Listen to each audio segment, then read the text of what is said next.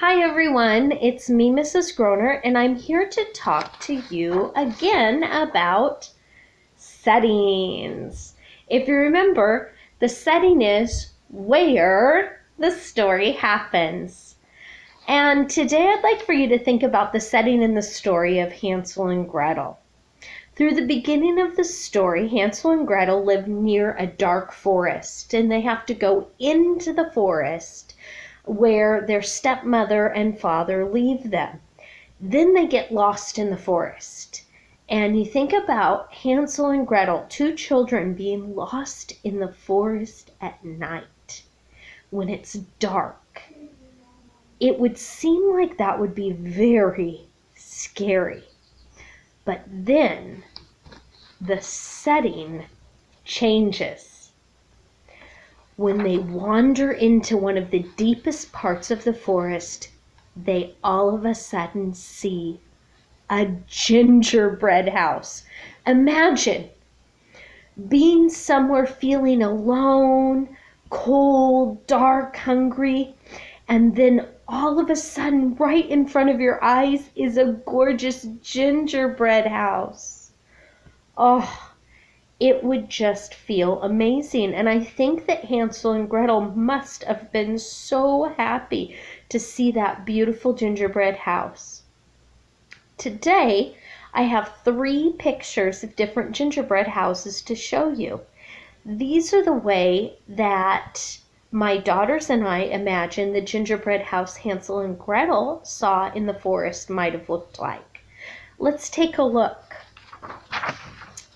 So Adeline imagined that it was a big gingerbread house. There's even a place for a gingerbread dog to live in a little gingerbread house. Can you imagine being Hansel and Gretel running up to the house to eat? What would you eat first? Or what would you lick first? Very beautiful. Notice there are candies everywhere. The house is made of gingerbread, frosting on the roof, a path of candy even. I can't even imagine how Hansel and Gretel felt when they saw that coming from the deep, dark woods. Now let's take a look at Elsie's gingerbread house. Here's another one. Oh, maybe you'd run over to the lollipop and start licking it, or eating some of the frosting off the roof, or maybe taking a piece of candy from the window or door, or maybe even just licking one of the candies off the path. I don't know, but I sure would run over to that house and start eating right away. And here's the one that I made.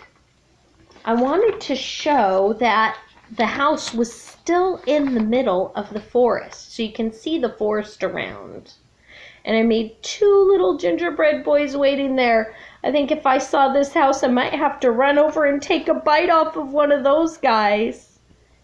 Would you run to the frosting, the candies, the candy canes?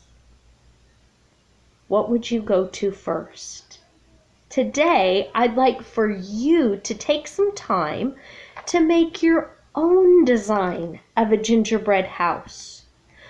If you were Hansel and Gretel, what would that gingerbread house look like that you find in the forest? Design one, color it, take a picture of it, and send it to me either through Remind or right here on Schoology. I can't wait to see what you do. Remember, we have 3 different styles of gingerbread house.